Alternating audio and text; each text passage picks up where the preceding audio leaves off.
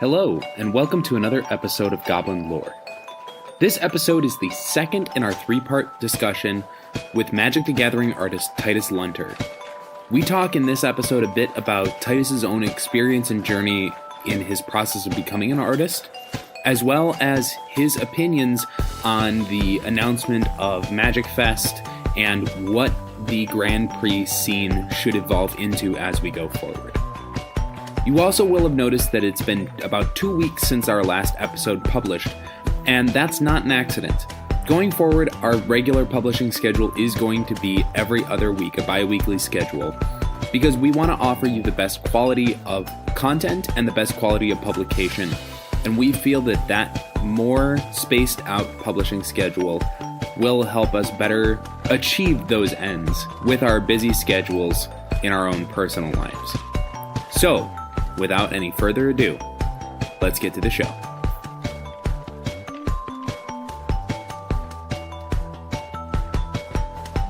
So, Titus, one of the things that we had kind of was a talk about, you and I and Alex were talking a little bit about this, and I hope you don't have to repeat yourself too much, but just what your process has kind of been becoming an artist, because you mentioned, and we've seen this before, that you weren't classically trained for art. I mean, this wasn't something that you took schooling for. You started off kind of self-taught and self-directed, which has made your journey, I think, very interesting as you've been asking Wizards to push, because you have focused initially on a very specific portion of your art. And I was wondering if you could talk a little bit about that. Well, I mean, sure. I think now is as good a time as any to talk about the actual reality of becoming an artist, or at least my reality of becoming an artist, right? Which is probably in a way also cathartic for me, because I'm not hiding the fact, but I am in therapy because this job is really difficult, and I've gone through some terrible during my time of being an artist. So first time on record, I'll talk about timelines of what happens, right? So this is my story, not for everybody else, but a lot of people say that I wanted to be an artist when I was 6 years old, and I've been drawing since I was 6 years old, stuff like that. That wasn't me at all. I was incredibly lazy. My mom was an art teacher. My dad was an economist. And in high school, I failed most of my classes that were, math, economics, all that kind of stuff. I was terrible at it. I wasn't applying myself. I wasn't really trying.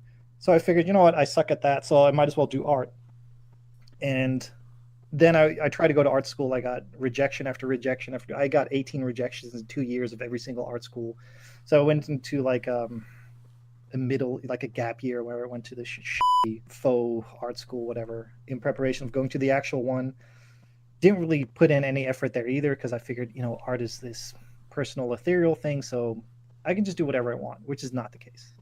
I failed to get into any art school again, so I went into a hybrid of art school and teaching. So I actually studied 2 years of becoming a teacher, and I thought, you know what, why not? Why not become a teacher? Ain't so bad. Then a new school opened up, which was a game design school, which also did concept art. And I had been enjoying concept art from the 90s from a Japanese artist called Yoshitaka Amano, who did the stuff for Final Fantasy. And I thought, might as well. How hard can that be? So again, very half-assed and casual. I just switched education again, went to that school, learned a lot about 3D and a little bit more about discipline. And it wasn't until 2008, which was my second year in of that school, so 5 years in total of just, post high school, that I realized that I needed to really apply myself in order to get anywhere.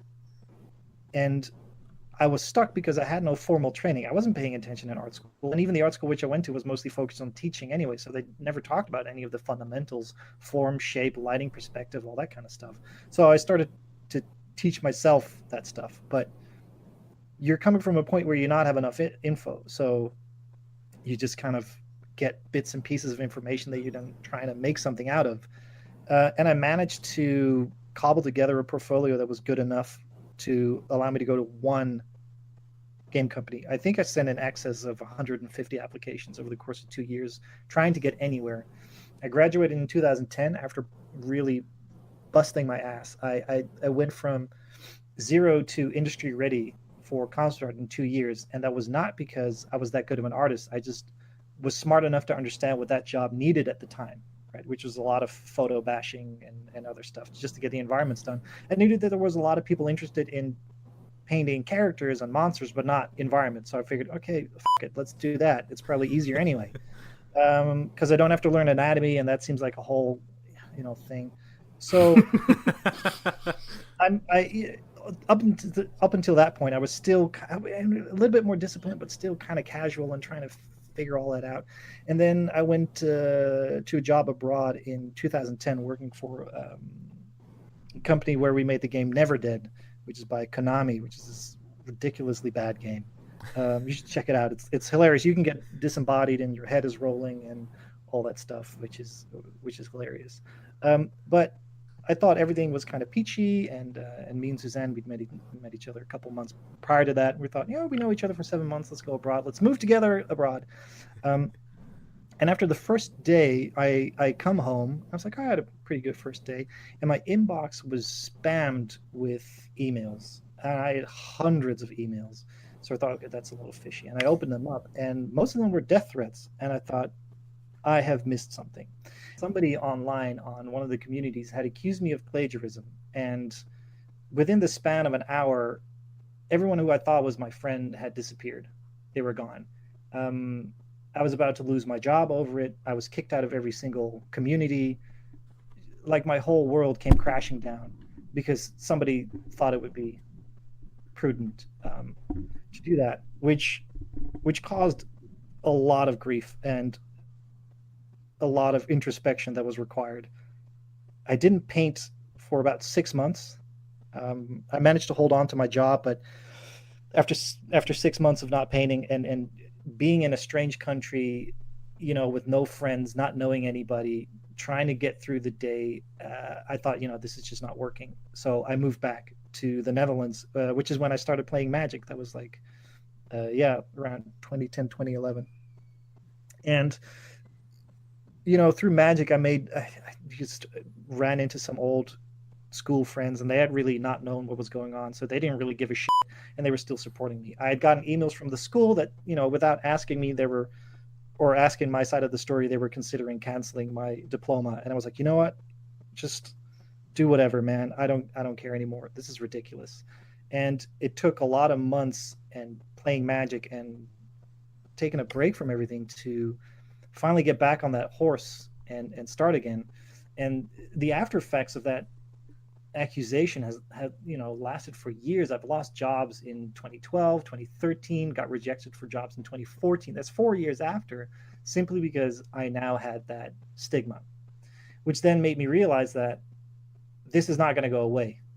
The only thing that I can do, because your reputation is all that you have. So I figured that if I don't have a reputation, then I might as well get really, really, really, really good at art. I might as well do that. So I set myself the goal that what is the most prestigious thing that I know? Magic. What do I enjoy? Magic. Okay, good. I'm going to work for Magic.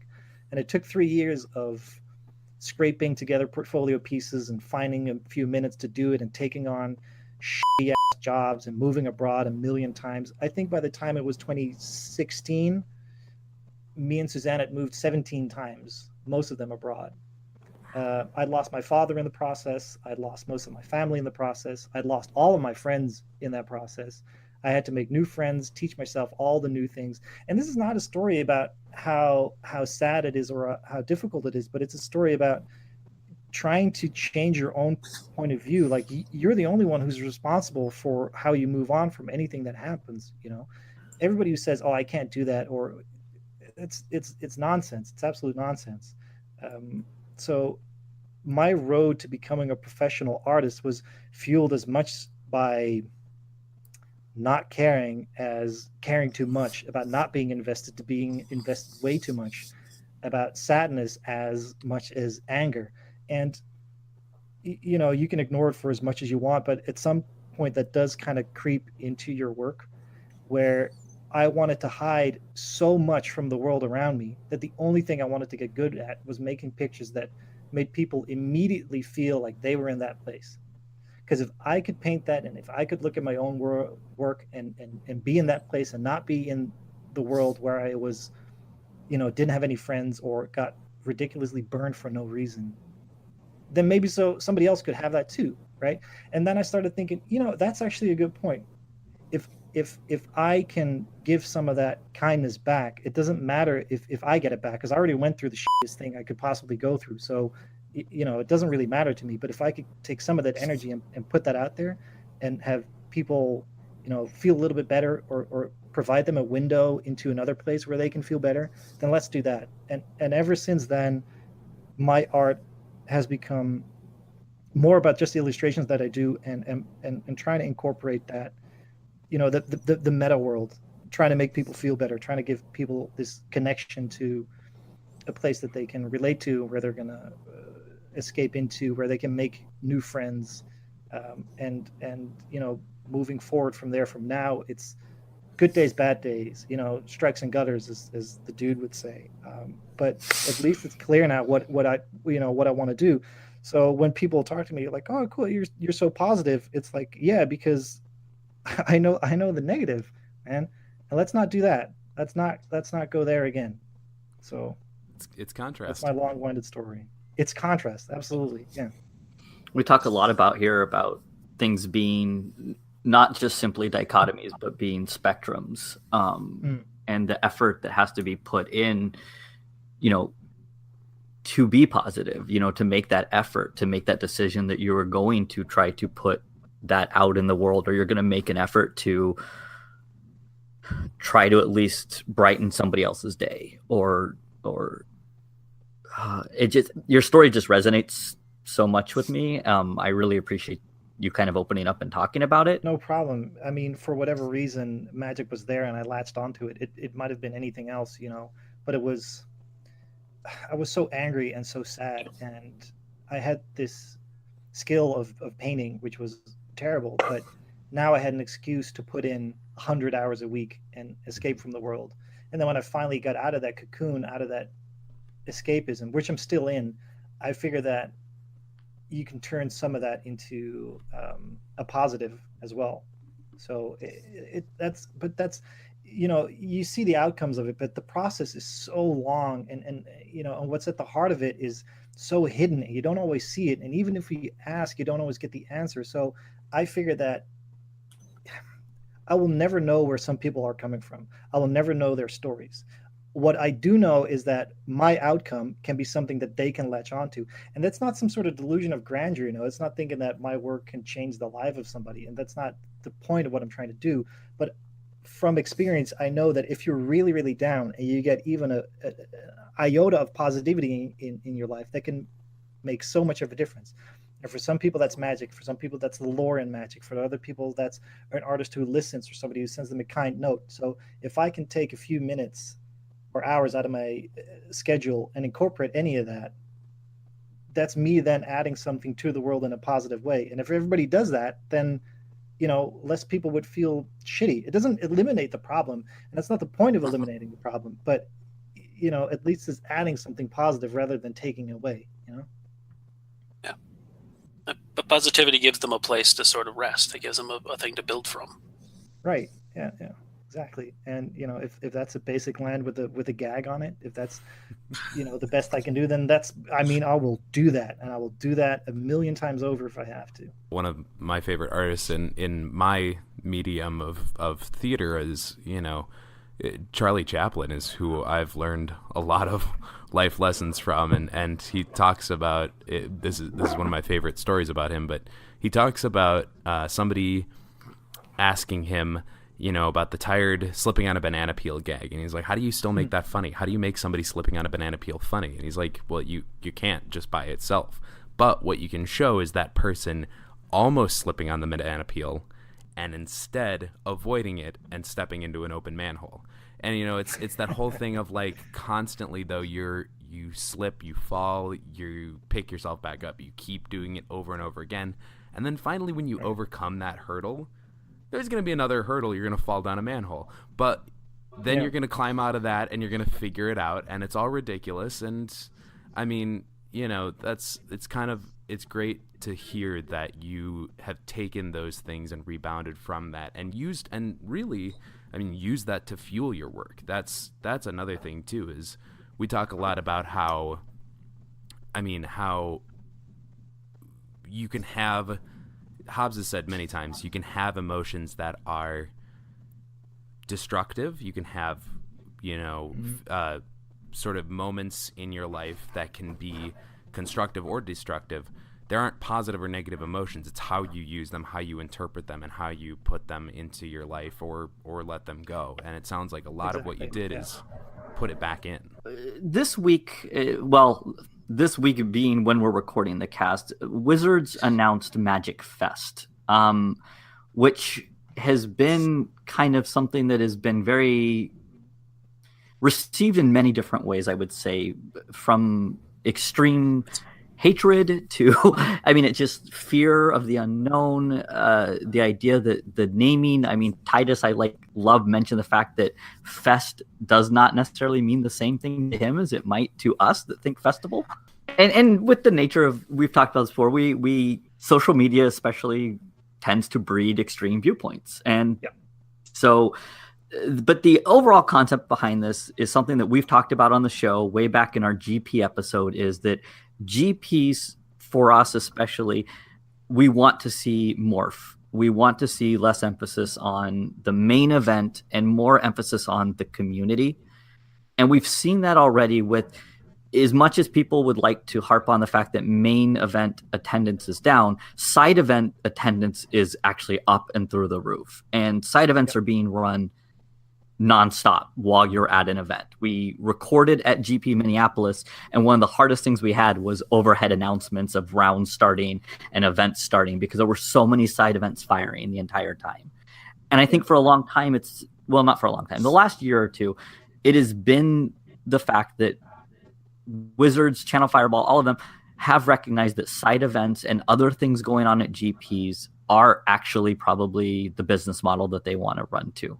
Now, to date, what that has meant, though, is the part of the communities that have made this possible have been largely fan-driven or self-driven by, say, the artist, who are responsible to get themselves there, to even pay for booths, which is very different than what we know of as the convention model, where artists are paid to be there. You are special honored guests. Certain cosplayers may be, we had this with Sprankles in the past, where she really came as an honored guest of Wizards for certain events. But the cosplayers that we interviewed, they're responsible. They get themselves there. They do their costuming. They may get some packs. They may get some stuff for walking around the site, but it's really not done. And there is fear among the community that MagicFest is kind of that idea of, I said yesterday, slapping lipstick on a pig. It's a new name, but without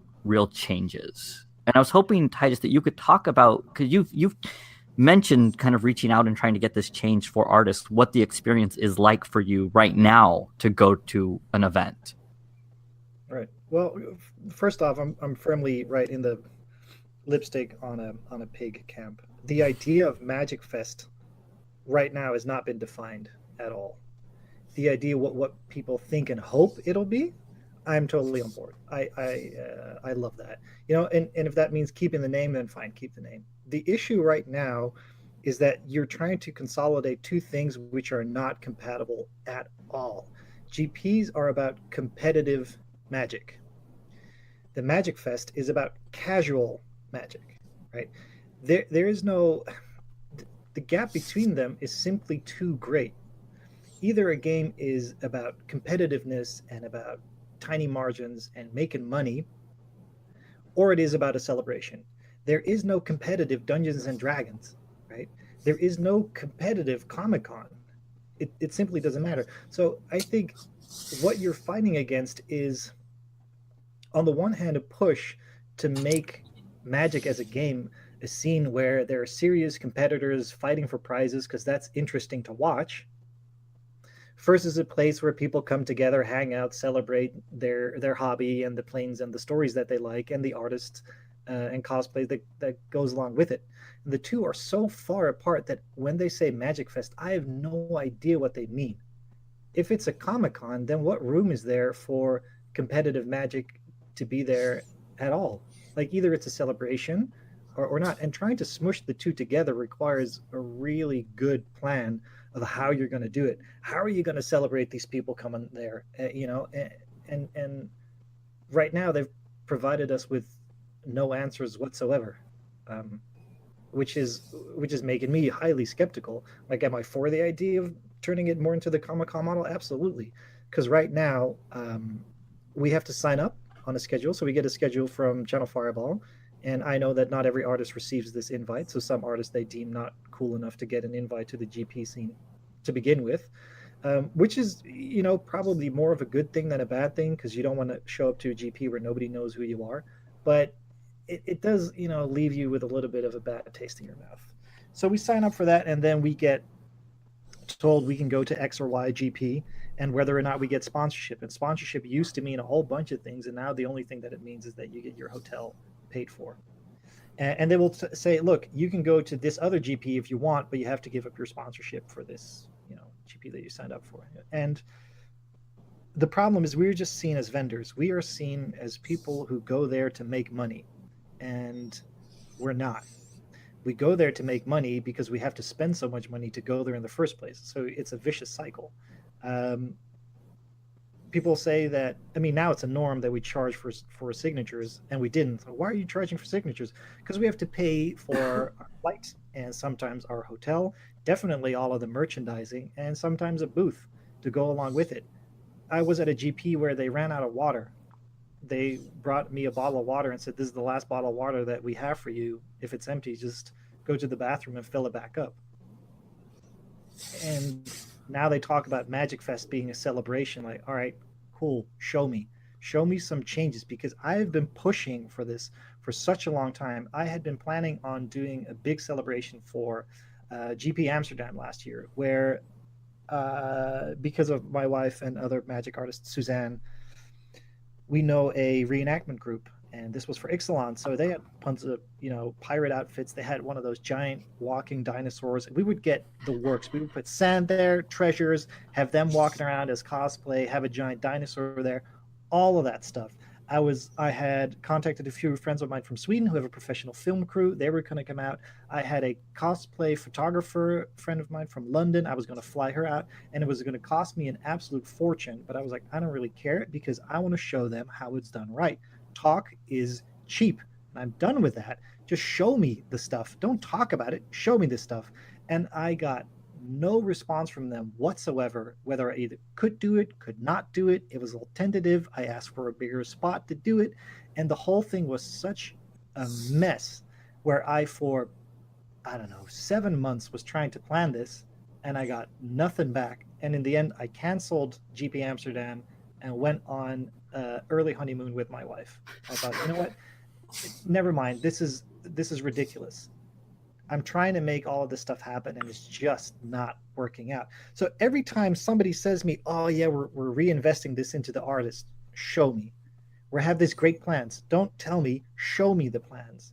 Because as long as you're not showing me this, all I can see is me spending $1,500 traveling for 4 or 5 days. And I'm not even calculating the cost of not being able to work, right? Because we have a day rate, and I'm losing Wednesday, Thursday, and Monday if I'm being, and Friday, if I'm saying that I'm not working in the weekend, which I shouldn't, but am. So I'll give them as a freebie. So I'm losing 3 days worth of work.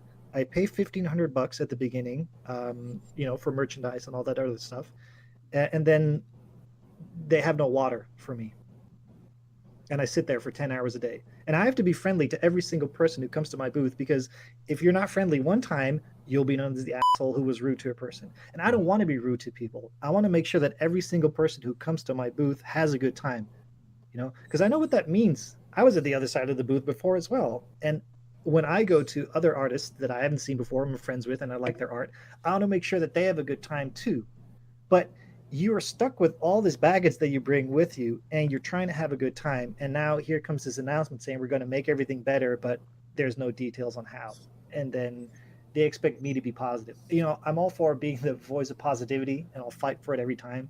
But I'm just so done with talk. Just show me. It's been 4 years. Right. You know?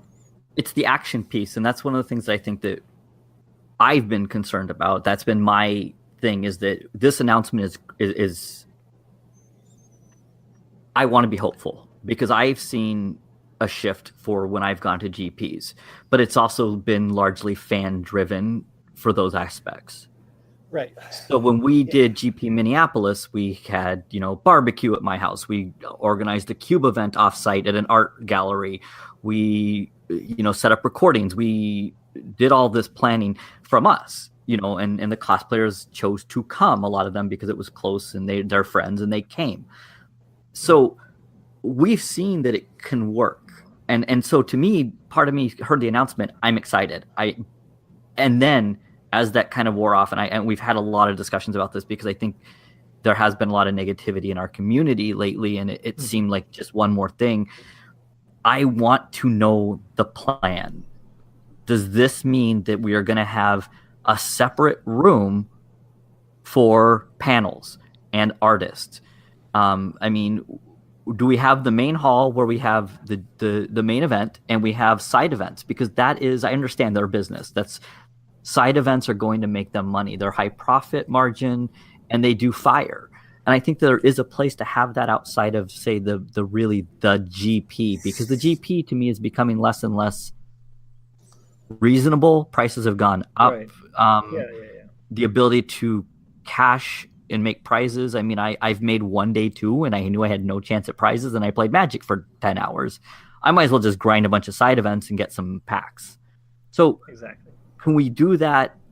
If we do, though, we have to have a separate space. So I'm thinking that when we were at GP Minneapolis, there was the hall next to the one that we were in. If that hall was specific to artists and cosplayers and casual play, this can work. But like you said, we need to know the plan. We need to know that this is not just a rebrand name. No. Well, and even thinking back to when we were on site at GP Minneapolis, just listening to some of the cosplayers saying, Turbo Town, where you had a lot of the cosplayers posting up to play, a round of Modern with somebody who wanted to play, or a Commander pod or whatever, there was not even really a sign. There wasn't really a lot there to say, like, hey, come on over and play casual. Like, we're here to do things, but, this is just casual zone. Like, there is, I think there is a huge part of the casual or non-competitive part of the Magic community that, doesn't feel as included with some things. And so it would be nice to believe that this means those people are going to be brought in, roped in even harder, and brought into the tight embrace of what a GP can be. But we don't know yet. We have no idea, like you're saying. I've pitched ideas where you could play against an artist with a challenger deck. Like, you wouldn't bring your own deck, you'd have a challenger deck, and if you win, you get a signed card. You could do the same thing. Play against somebody who cosplays as Nissa, get a signed copy of Nissa, all that stuff. It's so easy. And what they do instead is they set up their own booth where they sell their own prints and their own stuff via Ultra Pro, where they have a playmat with my artwork on it that they can send for $10 because they bought 20,000 of them. Or you could go to the artist booth where you buy mine for $45. Right. Like, you are moving in the wrong direction. You're seeing us as vendors, and as such, you're setting up a competing booth where you sell your arts and prints, and we're pitching all these ideas of how people engage with us, and that's the response that we're getting. So it's like, there are a million cool ideas. I pitched to them the spouse house, where you have a dedicated area where spouses of people who are there and kids get to play Magic, get to introduce the game in a completely different way, where a kid sees a planeswalker. This person, you want to take a picture, you want to play a game, you want to have a coffee, this is where you sit and you relax. You want to get to know about Magic? Okay, that's here. You don't want to get to know about Magic? Fine, we'll have some board games, we'll have other stuff for you to do. We'll just keep you in the area, because that's what make people feel welcome. You walk into a GP Amonkhet, let's have a giant sand sculpture pyramid there. That's cool. But a literal sandbox because- for the kids. I mean, yeah, there's a million ideas, but the problem is those cost money. Those are intangible, as in you can't put a metric on it and how much money it brings back. So it's just a cost, right. and it's about the GP aspect anyway, which is the main event. So, and this is what I'm talking about. They have not talked about the fact on how they're going to consolidate the casual aspect of Magic with the competitive part of Magic. Creating that split is great. That was already there, though. You just gave it a name. Right. So Yeah, and I'm glad you willing to come on and give us that perspective too, because from my standpoint, there's a lot of implications that I kind of wasn't seeing, and based on people's reactions, I knew I wasn't seeing them, because for my first reaction was that they're just giving a name to something that already existed, which I thought was a good step. I know people who've been playing Magic for many, many years who didn't know you can just walk into the floor. They thought that the GP main event cost was the cost to enter the GP, because we use the same name for both things. So I liked that differentiation, but there is a lot more going on there, and I'm glad to get that perspective. yeah, And it's And I would it's say a too, shame to not to sorry. It's a shame too not to get too heady into, socioeconomics and politics, but this is, I mean, Magic and Wizards and Hasbro are corporations that function in a capitalist society. They have to operate in a capitalist system, and like you're saying, Titus, those things that provide the flavor, the environment, the things that intangibly keep people, for lack of a better term, in the store, can't really be quantified yet, or at least the way that Wizards is looking at things, or Hasbro is looking at things right now, cannot be quantified yet. But we know at least, from stories, from personal experiences, that it would engage us that much more, and by association would probably bring people in, new customers who would want to purchase more, would want to purchase their first deck or their first card or their first piece of art. but it's bigger than that as well. I've been saying it for years that Magic is the best unknown brand in the world. Everybody knows Magic. Nobody knows what it actually is, or what it's about, or what the characters are in it. And that point of brand awareness and brand building has never gotten enough attention from them. You say, yeah, it costs so much money building that up. Yes, it does. And we don't want everybody, we don't know how many people are going to play the game. Like, it's irrelevant. The game, the card game, is not your product. Your brand is the product. Mm-hmm. You want to sell t-shirts, you want to sell bobbleheads, you want to sell everything but the actual cards. Because you're not making a profit off of cardboard, and you're not going to make profit off of cardboard much longer. Where you're going to make profit off of is your brand, right? So what they needed to do 10 years ago is invest more into GPs as a venue for creating brand awareness, right? So if they're doing that now with MagicFest, that's perfect, but they don't half-ass it. Make sure that a MagicFest is an actual fest. Spend money, and I'm skeptical because it's Channel Fireball running it. They have a completely they're not tied to Magic's brand identity, right? It's not their responsibility. So if Channel Fireball would run the main event and Wizards would organize the MagicFest part of it, then you get my attention, because then I see a possibility for them to spend a lot of money on it. Now what I see is the cheapest bidder getting permission to run the events for profit. Right. Again, that's not what we're looking for. Right. It's the bottom line of the bottom line. Again. Right. I will say that I used to work at Comic-Con in San Diego, and one of the things that we had was a Magic room. And part of that was we had booths set up outside where we were teaching all comers, because we were at an event that was people that were interested in other IPs and other things to do with nerddom.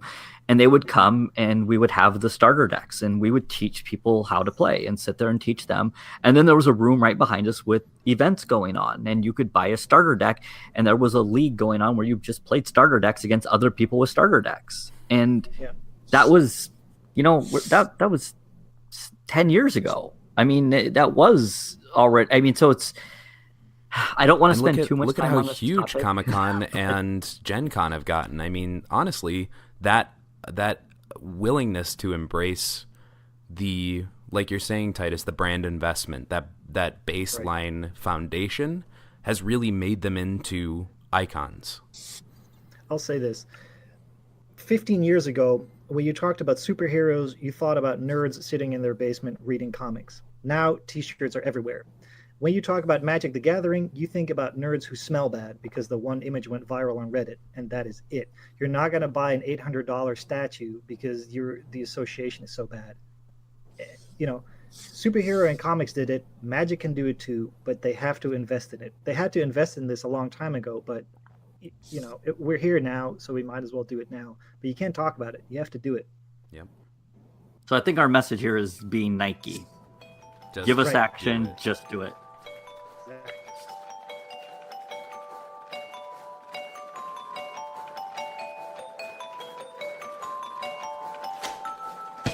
That's our show. The show can be found on Twitter at GoblinLorePod, or you can email us any questions, comments, or concerns at goblinlorepodcast@gmail.com. Titus Lunter can be found at Titus Lunter, that's Lunter. Joe Redeman can be found on Twitter at Findhorn, that's FYND Horn. Hobbs Q can be found at Hobbs Q, and Alex Newman can be found at Alexander New M. Goblin Lore is a member of the Geek Therapy Network. Geek Therapy celebrates how geek culture can save the world through podcasts, videos, blog posts, community outreach, education, and convention appearances. It's a network of like-minded creators who believe that all different facets of nerd culture are important to understanding how our minds and communities work. Check them out at geektherapy.com or at geektherapy on Twitter. Thank you all for listening, and remember, goblins, like snowflakes, are only dangerous in numbers.